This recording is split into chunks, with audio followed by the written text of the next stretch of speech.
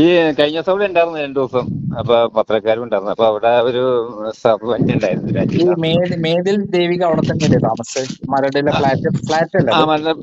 അത് വില്ലാണ്, വില്ലയാണ് അല്ലെ? മേത്തർ വില്ല. മേത്തർ വില്ലയിലാണ് ഇയാൾ താമസിക്കുന്നത്. ഈ എക്സ്ട്രാ നടീനെ കൊണ്ടുവന്ന് എന്നാ ശരിക്കും? അത് നടിയല്ല, ഒരു വലിയാണ്. കൊച്ചിയിലുള്ള ഒരു സാധാ പെങ്കൊച്ച, കോളേജുകള. എത്ര വയസ്സുണ്ടാവും? അതൊരു 25-ൽ താഴെ, ഒരു ഓ, 23. 23 വയസ്സുള്ള പെൺകുട്ടീനെ കൊണ്ടുവന്ന്. അതെ അതെ. ഓ ഓ ഓ. എന്നിട്ട് എന്താ ഉണ്ടായി ആക്ച്വലി? അപ്പൊ അപ്പൊ കൊണ്ടുവന്ന ശേഷം അവിടുത്തെ ഉള്ള ഒരു സുഹൃത്ത്, അവിടെ വെച്ച് പരിചയപ്പെട്ട ഒരു സുഹൃത്താണ്, നാട്ടുകാരൻ തന്നെയാണ് അതിനെ കൊണ്ടുവന്ന് കൊടുത്തത്. അപ്പൊ അത് പൈസ സംബന്ധിച്ച സബ്കോണ്ടായിട്ട് അവന് കുറച്ച് ബുദ്ധിമുട്ടുകളൊക്കെ സഹിക്കേണ്ടി വന്നു. നമസ്കാരം. ഹേമ കമ്മീഷൻ റിപ്പോർട്ട് അവസാനം പുറത്തു വരും. ഹേമ കമ്മീഷൻ റിപ്പോർട്ട് പുറത്തു വരും, നേരത്തെ വന്നില്ലേ എന്ന് ചിലർ ചോദിക്കുക. അത് വിവരാവകാശ നയപ്രകാരം പിണറായി വിജയൻ്റെ കട്ട് എല്ലാം ശേഷം വന്ന സംഭവങ്ങളാണ്. അതായത് അന്ന് പ്രമുഖരായ നടന്മാരെക്കുറിച്ച്, പ്രൊഡ്യൂസർമാരെക്കുറിച്ച്, സംവിധായകരെക്കുറിച്ചുള്ള ഭാഗങ്ങൾ, അവർ ചെയ്ത ധീരവീര പരാക്രമങ്ങളുടെ യഥാർത്ഥ പിക്ചറെല്ലാം വെട്ടിമാറ്റിയിട്ടാണ് പിണറായി വിജയൻ അത് പുറത്തുവിട്ടത്. അങ്ങനെ പുറത്തുവിടാൻ വേണ്ടി വിവരാവകാശ കമ്മീഷൻ അധികാരം കൊടുത്തില്ല. പൂർണ്ണമായിട്ടുള്ള റിപ്പോർട്ടാണ്. പകരം ഇതിൻ്റെ പേഴ്സണലായിട്ടുള്ള മൊഴികൾ മാത്രം കൊടുക്കരുത് എന്നാണ് പറഞ്ഞത്. അങ്ങനെ പിണറായി വിജയൻ കഴിഞ്ഞ 4.5 വർഷം പൂഴ്ത്തിവെച്ച റിപ്പോർട്ട് പുറത്തു വരാൻ പോവുകയാണ്. അതിന് ഞാനും പങ്കാളിയാണ്. ഞാൻ ഹൈക്കോടതിയിൽ ഫയൽ ചെയ്ത പൊതു താല്പര്യ ഹർജിയിൽ പ്രത്യേകം കൊടുത്ത എന്താണ്, ഹൈക്കോടതി നിരീക്ഷണത്തിൽ ഈ കേസ് വരണമെന്നാണ്. ഹൈക്കോടതി നിരീക്ഷണത്തിൽ കേസ് വന്നാൽ പിണറായി വിജയൻ ഒരു മണ്ണാങ്കട്ടിയും ചെയ്യാൻ പറ്റില്ല. പോലീസിന് ഉത്തരവാദിത്തം ഹൈക്കോടതിയോടാണ്. ബഹുമാനപ്പെട്ട ഹൈക്കോടതി അത് ആക്സെപ്റ്റ് ചെയ്തു എന്ന് പറയുന്ന കാര്യത്തിൽ ഞാൻ ഭയങ്കര സന്തോഷവാനാണ്. മാത്രമല്ല, ഹൈക്കോടതി ഇന്നലത്തെ വിധിയിൽ പറഞ്ഞിരിക്കുന്നത് ഒന്ന് കണ്ടു നോക്കുക വിധിയുടെ ഫസ്റ്റ് ഭാഗം. അതിൽ പറഞ്ഞിരിക്കുന്നത് ഈ പെട്ടെന്ന് തന്നെ ഒരു FIR രജിസ്റ്റർ ചെയ്ത് പോക്സോ കേസ്, ബലാത്സംഗ കേസ്, അതുപോലുള്ള സ്ത്രീകൾക്കെതിരെ നടന്ന ക്രൂരമായ കാര്യങ്ങൾക്ക് നടപടി സ്റ്റാർട്ട് ചെയ്യണമെന്നാണ്. അതിലപ്പുറത്തേക്ക് എന്താണ് വിജയം?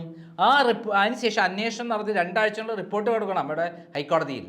പിന്നെ ഹൈക്കോടതി നിരീക്ഷണമാണ്. പിണറായി വിജയൻ ഒരു മണ്ണാൻ കിട്ടിയില്ല. ഇനി ഇവിടെ നമ്മൾ പഠിക്കേണ്ട ഒരു കാര്യം, ശ്രദ്ധിക്കേണ്ട കാര്യം, ഈ റിപ്പോർട്ട് പിണറായി വിജയൻ കട്ട് ചെയ്ത് പിണറായി ചേർത്തത് ഒറിജിനൽ ആണോ അല്ലേ നമ്മൾ പഠിക്കേണ്ടത്. കാരണം ഞാൻ കേട്ട കാര്യം, മോഹൻലാലിനെയും മമ്മൂട്ടിയെയും പറ്റി വരുന്ന പ്രധാനപ്പെട്ട ഭാഗങ്ങളെല്ലാം, അല്ലെങ്കിൽ പ്രമുഖ പ്രൊഡ്യൂസർമാരെ പറ്റി പറഞ്ഞ ഭാഗങ്ങളെല്ലാം, പിണറായി വിജയൻ്റെ വലങ്കൈകളായ പ്രൊഡ്യൂസർമാരുണ്ട്, അവരെ പറ്റി ധീരവീര പരാക്രമങ്ങൾ പറഞ്ഞ ഭാഗം കട്ട് ചെയ്തിട്ട് ഇനി ഒരിക്കലും പുറലോകം കാണില്ല. അതേപോലെ അവർക്കെതിരെ കൊടുത്ത രേഖകൾ പുറലോകം കാണില്ല, ഫാബ്രിക്കേറ്റഡ് ആയിരിക്കുന്നതാണ്. അങ്ങനെ ചെയ്താലും ഞാൻ പിണറായി വിജയന് കൊടുക്കും. കാരണം അതൊക്കെ അതിൻ്റെ സമയത്ത് വരെ പിന്നീട് സംസാരിക്കും. ഇപ്പോൾ നമ്മൾ പറയുന്നത് നമ്മുടെ മുകേഷ് ചേട്ടനെ കുറിച്ചാണ്. അദ്ദേഹത്തിൻ്റെ ധീരവീര പരാക്രമങ്ങൾ 2 ഭാര്യമാർ തന്നെ പറഞ്ഞിട്ടുണ്ട്. ആദ്യ ഭാര്യ സരിത പറഞ്ഞത് നമ്മൾ കഴിഞ്ഞ പ്രാവശ്യം പബ്ലിഷ് ചെയ്തു. ഇത്തവണ നമ്മൾ നമ്മുടെ മേതിൽ ദേവിക എന്തുകൊണ്ടാണ് പോയതെന്നുള്ളതിൻ്റെ വ്യക്തമായ തെളിവ് ഞാൻ ഈ അടുത്ത ദിവസം പറഞ്ഞിരുന്നു. മരട് ഫ്ലാറ്റിൽ വെച്ച് ഒരു എക്സ്ട്രാ നടിയെ കൊണ്ടുവന്ന് പൈസ കൊടുക്കാത്തതിൻ്റെ കഴുത്തിന് കൊത്തിപ്പിടിച്ചു വന്നു. എന്നാൽ എനിക്ക് തെറ്റുപറ്റി. അങ്ങനെയല്ല, എക്സ്ട്രാ നടിയല്ല, ഒരു വെടിയാണ്.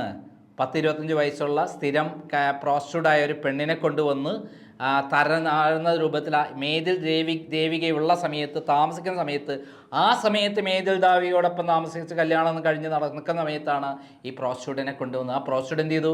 ഇപ്പോൾ ഈ 15,000 രൂപ നിശ്ചയിച്ച് കൊടുത്തതിന് അവസാനം 5,000 രൂപ കൊടുത്തു. പുറത്തു വന്ന ശേഷം ജനങ്ങളെ കംപ്ലീറ്റ് കൂട്ടി. ഇടനിലക്കാരനായ ആളെ കുത്തിന് പിടിച്ചു. അവസാനം മുകേഷ് ജീവനം കൊണ്ട് ഓടി വന്നു. 10,000 രൂപ, ഇതിൽ ഞാൻ ലുബ്ധത്തരം കാണിക്കുന്നില്ല, അറുപിശുക്കൻ, വ്യഭിചാരത്തിൻ്റെ കാര്യത്തിൽ ഇപ്പോൾ ഒരു അറുപിശുക്കൻ. ഒരു ദിവസം ഇത്തരത്തിലുള്ള പെൺകുട്ടികളും നടികളും എല്ലാം ആ സമയത്ത് മേതിൽ ദേവികയുള്ള മേത്തും വന്നിരുന്നു എന്നുള്ളതാണ് തെളിയിക്കുന്നത്. നമ്മൾ നേരത്തെ കേട്ടത് എന്താ, സരിക പറഞ്ഞത്, ഞാൻ എൻ്റെ വീട്ടിൽ എൻ്റെ വീട്ടിൽ എൻ്റെ കൺമുമ്പിൽ വെച്ച് മദ്യപാനവും ഒക്കെ ആയിട്ട് പല നടികളെയും കൊണ്ടുവന്ന് വ്യഭിചാരത്തിൽ ഏർപ്പെട്ടു എന്നാണ്.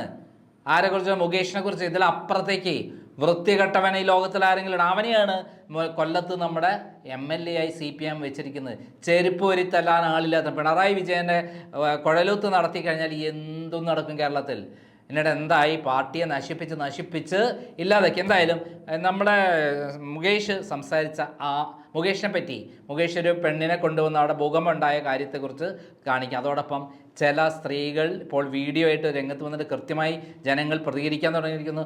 മുകേഷിൻ്റെത് കട്ട് ചെയ്ത് കളയണം എന്നുള്ളതാണ് പറഞ്ഞിരിക്കുന്നത്. മുകേഷിൻ്റെത് കട്ട് ചെയ്ത് കളയണം എന്നുള്ള സ്ത്രീകൾ റെഡിയായി വന്നിരിക്കുന്നു, അതിന് കാത്തിരിക്കുകയാണ്, മുകേഷിനെ കിട്ടിയാൽ അത് നടത്തുമെന്നൊക്കെ പറയുന്നു. എൻ്റെ ശംഭോ ശിവശംഭോ എന്നല്ല എന്താണ് പറയേണ്ടത്? നമുക്ക് അതിലപ്പുറത്തേക്ക് ഒന്നും പറയാനില്ല.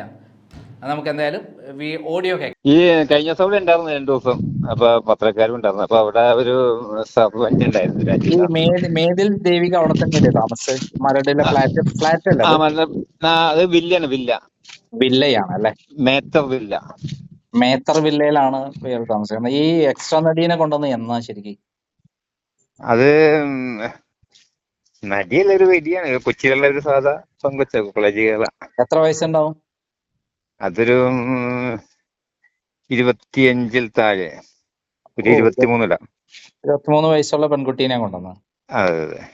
ഓ ഓ ഓ എന്നിട്ട് എന്താ ഉണ്ടായി ആക്ച്വലി? അപ്പൊ ഈ അപ്പൊ കൊണ്ടുവന്ന ശേഷം അവിടുത്തെ ഉള്ള ഒരു സുഹൃത്ത്, അവിടെ വെച്ച് പരിചയപ്പെട്ട ഒരു സുഹൃത്താണ്, നാട്ടുകാരൻ തന്നെയാണ് അതിനെ കൊണ്ടുവന്ന് കൊടുത്തത്. അപ്പൊ അത് പൈസ സംബന്ധിച്ച സബ്കോണ്ടായിട്ട് അവന് കുറച്ച് ബുദ്ധിമുട്ടുകളൊക്കെ സഹിക്കേണ്ടി വന്നു. എത്ര കാലമായി അതിപ്പോ ഏകദേശം? ഇതിപ്പോ ഒരു 4 വർഷമായിട്ടുണ്ട്. നമ്മുടെ ഇതിനൊക്കെ മുമ്പാണ്, കൊറോണക്കൊക്കെ മുമ്പാ. ഓ മേതിൽ ദേവിക ഉള്ള സമയമാണ് ആ സമയത്ത് തന്നെ. മേതിൽ ദേവിക ആ സമയത്ത് ആണേലും സ്ഥിരം ഇഷ്ടംപോലെ യുവതികൾ അവിടെ വന്നു പോവാറുണ്ട്. സ്ഥിരമായിട്ട് അവിടെ കൊണ്ടുവരാറുണ്ട്, പലരെയും കൊണ്ടുവന്ന് കളിക്കാൻ. ഈ പെണ്ണിന് എന്താ പ്രശ്നം ഉണ്ടായേ? ഇത് പറഞ്ഞ പൈസ കൊടുത്തില്ല. എത്ര റുപ്യ? അപ്പൊ 15,000 രൂപ പറഞ്ഞിട്ട് 5,000 രൂപയാണ് കൊടുത്തത്. എന്നിട്ട് 15,000 രൂപ ഇപ്പൊ പിന്നെ അവര് അവിടെ വന്ന് ബഹളം ഉണ്ടാക്കി വാങ്ങിച്ചോണ്ട് പോയി. എവിടെ വന്നിട്ട് ബഹളം ഉണ്ടാക്കി? ഈ ഇത് അറേഞ്ച് ചെയ്ത് കൊടുത്ത ആളുടെ സമീപത്ത് വന്നിട്ട്. അത് ഈ പുറത്ത് വന്നിട്ടാണ്, കടക്കാരെടുത്ത് വന്നിട്ടാണോ? അതായത് ഞാൻ അറേഞ്ച് ചെയ്ത് കൊടുത്തെങ്കിൽ എന്റെ അടുത്ത് വന്നിട്ടാണ്. ഞാനല്ല അറേഞ്ച് ചെയ്തേക്കണം. അപ്പൊ എന്റെ അടുത്ത് വന്നിട്ട് ആള് പൈസ തന്നിട്ടില്ല, 5,000 രൂപ തന്നിട്ടുള്ളൂ, ബാക്കി പൈസ എന്നൊന്നും പറഞ്ഞ് എന്നോട് വാശി പിടിച്ച് ബഹളം ഉണ്ടാക്കി. അങ്ങനെ ഞാൻ അറേഞ്ച് ചെയ്ത ആളെ പേരെന്താ? സുധീർ. സുധീർ എന്നാണ് അറേഞ്ച് ചെയ്ത് കൊടുത്തത്. പെണ്ണിന്റെ പേരെന്താ? പെണ്ണിന്റെ പേര് എന്താണെന്നറിയില്ല. ജെസ്സി എന്താ അങ്ങനെ എന്താ പറഞ്ഞു കേട്ടു. എന്തായാലും 10,000 രൂപ കൊടുത്തോ മുകേഷ്? പിന്നെ പൈസ കൊടുത്താന്നറിയില്ല. അപ്പൊ അതിന് വേണ്ടിയിട്ടാണ് എന്റെ ഫോണിൽ നിന്ന് വിളിച്ചത്. പുള്ളിയുടെ അവന്റെ ഫോണിൽ നിന്ന് വിളിച്ചിട്ട് എടുക്കുന്നില്ല. അങ്ങനെയാണ് പിന്നെ എന്റെ ഫോണിൽ നിന്ന് ഇവൻ വിളിച്ചു നോക്കിയിട്ടും സംസാരിച്ച്. മുകേഷിനെ വിളിച്ചിട്ട് അപ്പോഴാണ് ഇങ്ങനെ സംഭവം പറഞ്ഞത്. ഇന്ന പോലെയാണ് സംഭവം എന്നോട് പറഞ്ഞത്. അപ്പൊ ഞാൻ വിളിച്ചിട്ട് ഫോൺ എടുക്കുന്നില്ല. അതാണ് എന്റെ ഫോൺ മേടിച്ച് വിളിക്കുക ചെയ്തത് മുകേഷിന്. സുഹൃത്തെ, ഈ അറേഞ്ച് ചെയ്ത് കൊടുത്ത ആള് എന്നിട്ട് വിളിച്ചിട്ട് പിന്നെ പൈസ കൊടുത്തു അല്ലേ? കൊടുത്ത് കാണണം, അല്ലെങ്കിൽ ഇപ്പം അവിടെ പോയി അതേപോലെ ബഹളം ഉണ്ടാക്കുമല്ലോ. പുറത്തു വന്ന് ബഹളം ഉണ്ടാക്കി നാട്ടുകാരും ഇവിടെ അറിഞ്ഞു ഈ കാര്യം. അതെ അതെ അതെ. ഓക്കെ ഇപ്പൊ എവിടെയുണ്ട്? അപ്പൊ ഞാൻ അവിടെ നിന്നേച്ച ഒരു അജിത എന്നും പറഞ്ഞൊരു പെണ്ണുണ്ടായിരുന്നു അവിടെ. ഇപ്പോഴും പോകുന്നുണ്ട് അവള് അവിടെ ക്ലീൻ ആയിട്ട് ജോലിക്ക്. അപ്പൊ ജോലിക്ക് പോകുന്നുണ്ട്, ജോലിക്കാരി. അപ്പൊ അവളെ ഞാൻ കഴിഞ്ഞ ദിവസം കണ്ടിരുന്നു. എന്നിട്ട് പറഞ്ഞു, ഇന്ന് എനിക്കൊരു 5,000 രൂപ മുകേഷ് അയച്ചെന്ന്. മുകേഷ് ഇവിടെ ഉണ്ടാ? മുകേഷ് ഇപ്പൊ 2 ദിവസം ഇവിടെ ഉണ്ടാവും. ഇന്നലെ ഉണ്ട്, ഇന്നും ഉണ്ട്. അപ്പൊ ഇപ്പൊ പത്രക്കാരൊക്കെ വന്ന അവിടെ നിൽപ്പുണ്ട്, ചാനലുകാരൊക്കെ വന്ന് നിൽക്കണം. കാരണം ഞാൻ ഒരു കണക്കിനാണ് ഇങ്ങോട്ട് പോകുന്നത്.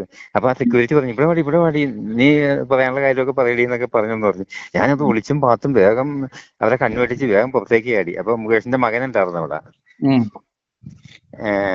സരിതയുള്ള കുട്ടികൾ മാത്രമേ ഉള്ളൂ, 2 പേര്. അല്ല, സരിതയുടെ കുട്ടികൾ ഇപ്പൊ അവിടെ ഉണ്ടോ? മൂത്ത മകൻ ഇവിടെ ഉണ്ടായിരുന്നു. അവനാണ് ഈ ലിസി ഹോസ്പിറ്റലിന്റെ അടുത്ത് പോയിട്ട് അവിടെ ഒരു എക്സ്ട്രാ നടികളുടെ സെന്ററിൽ ഇയാൾ പോയപ്പോ 2 മക്കളും കൂടെ പോയി കയറി പിടിച്ച് തല്ലിയത്. അങ്ങനെ സംഭവം ഉണ്ടായിട്ടുണ്ടല്ലേ? അത് ഞാൻ പബ്ലിഷ് ചെയ്താണ്. ഈ അവിടെ എക്സ്ട്രാ നടികൾ താമസിക്കുന്ന ഒരു ഫ്ലാറ്റ് ഉണ്ട്. അവിടെ നമ്മുടെ ഇവണ്ടല്ലോ ഗണേശനും അതേപോലെ ഇവനും സ്ഥിരമായിട്ട് അവിടെ ചെല്ലും. അവസാനം ഇത് അറിഞ്ഞിട്ട് ഇവർ 2 കൂടി ചെന്നു കുതിര കൊടുത്തു മുകേഷിനും 2 മക്കളും. അത് വലിയ സംഭവമാണ്. എന്നിട്ട് ഇയാൾക്ക് പൈസ കൊടുത്തു. അപ്പൊ ഞാൻ ചോദിച്ചു എങ്ങനെയൊക്കെയാണെന്ന് ചോദിച്ചപ്പോ ഞാൻ ഇപ്പൊ കുഴപ്പമില്ല. അപ്പൊ ഈ മേതിൽ ദേവിക ഉള്ള സമയത്ത് ഈ വേലക്കാരി അവിടെ ഉണ്ടായിരുന്നു. ഉം, ഉം. അപ്പം അവള് മുകേഷ് പോകണ്ടെന്ന് പറഞ്ഞിട്ടും അവള് നിർബന്ധിച്ച് പോവുകയാണെന്ന് പറഞ്ഞു. ഞാൻ ഇനി നിൽക്കണില്ല. ഉം, ഉം, അജിത എന്ന ഇവളുടെ പേര് ഇവളോടും പറഞ്ഞു. ഉം, ഉം, ഉം. എന്നിട്ട് 5000 ഉറുപ്പിക എന്തിനാ കൊടുത്തത്?